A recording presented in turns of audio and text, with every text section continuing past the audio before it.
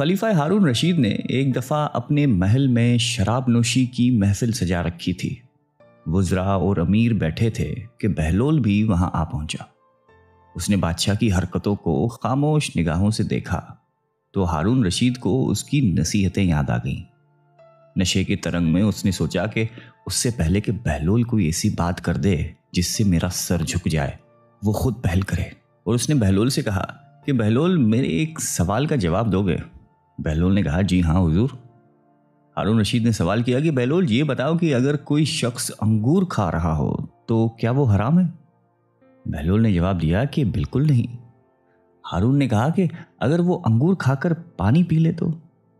बहलोल ने जवाब दिया कि जनाब कोई हर्ज नहीं है।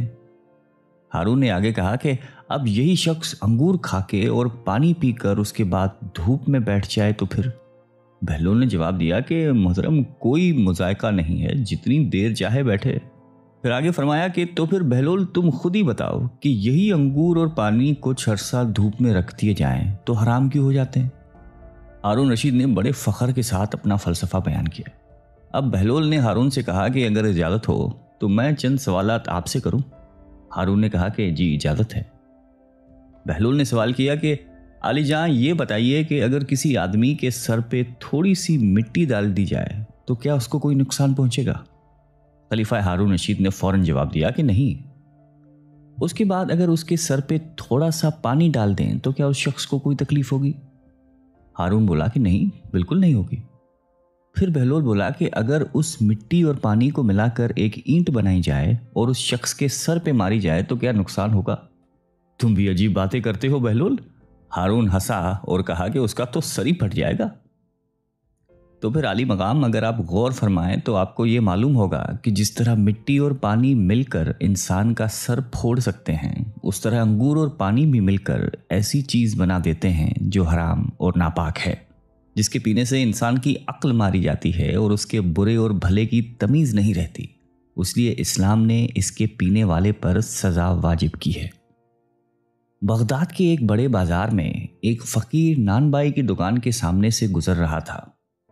उसने हर तरह के खाने चूल्हों पर चढ़ाए हुए थे जिससे भाप निकल रही थी। उन खानों की खुशबू उनकी लज्जत का पता दे रही थी और इर्द गिर्द के गुजरने वालों को अपनी तरफ मुतवज्जा कर रही थी। बेचारे फ़कीर का दिल भी ललचाया, लेकिन गरीब के पास माल कहाँ था जो इन खानों की लज्जत खरीद सकता। लेकिन वहाँ से हटने का भी दिल नहीं चाह रहा था। खानों में इतनी खुशबू थी कि भूख पड़ रही थी। भलाखिर उसने अपने थैले को खोला, उसमें से सूखी हुई रोटी निकाली और खाने की देग की भाप से उसे नरम करके खाने लगा, जिसमें खाने की खुशबू बसी हुई थी। नानबाई चुपचाप ये तमाशा देख रहा था। जब फ़कीर की रोटी ख़त्म हुई और वो चलने लगा तो नानबाई ने उसका रास्ता रोककर कहा कि क्यों मस्टंडे, कहाँ भाग रहा है? ला मेरे पैसे निकाल। कौन से पैसे? फ़कीर ने हैरान होकर पूछा। अच्छा, कौन से पैसे? अभी जो तूने मेरे खाने की बाप के साथ रोटी खाई है वो क्या तेरे बाप की थी? उसकी कीमत कौन चुकाएगा? अजीब इंसान हो तुम, फ़कीर ने कहा। वो बाप तो हवा में उड़ रही थी। अगर मैंने उसके साथ रोटी खाकर खुद को बहलाने की कोशिश की है तो उसमें तेरा क्या गया जिसकी कीमत अदा करूं? बस इधर उधर की बातें मत कर। मैं तेरी जान हरगिज नहीं छोड़ूंगा। मैं अपना माल वसूल करके रहूंगा। नानबाई ने यह कहकर फ़कीर का गिरेबान ही पकड़ लिया। बेचारा फ़कीर परेशान हो गया कि इस हट्टे गट्टे नानबाई से अब किस तरह जान छुड़ाई जाए। इतने में बहलोल का उधर से गुजर हुआ। वो उनके करीब रुककर उनकी बातें सुनने लगा।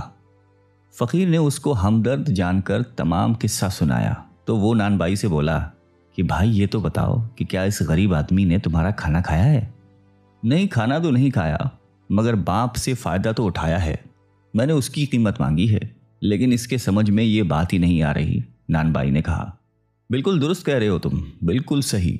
बहलोल ने सर हिलाया और अपनी जेब से मुट्ठी भरकर सिक्के निकाले और वो एक एक करके उन सिक्कों को ज़मीन पे गिराता जाता और कहता कि नानबाई ये ले, पैसों की आवाज़ पकड़, ये ले अपने खाने की बाप की कीमत, इन सिक्कों की खनक में वसूल कर ले। ले ये सुकून की आवाज़ तेरे खाने की खुशबू की कीमत है। इर्द गिर्द खड़े लोग हंस हंस कर पागल हो गए थे। नानबाई अपने खफत मिटाकर बोला कि ये पैसे देने का कौन सा तरीका है? बहलोल ने जवाब दिया कि अगर तू अपने खाने की बाप और खुशबू बेचेगा तो इसकी कीमत तुझे सिक्कों की आवाज की सूरत में ही अदा की जा सकती है। बहलोल दाना हमेशा की तरह एक दिन हारून रशीद को नसीहत करने के लिए शाही महल में आए। अगरचे उन्हें मालूम था कि इस मगरूर अब्बासी खलीफे के कानों पर जूं तक नहीं रेंगती, लेकिन आदत सी हो गई थी कि वो कभी कभार महल में आकर इशारों से खलीफे को समझाएं कि वो गलती पर है। हारून भी बहलोल की बातें सुनने का आदी हो चुका था, अगरचे वो चुभती हुई बातें करते थे और खलीफे के साथ गुस्ताखाना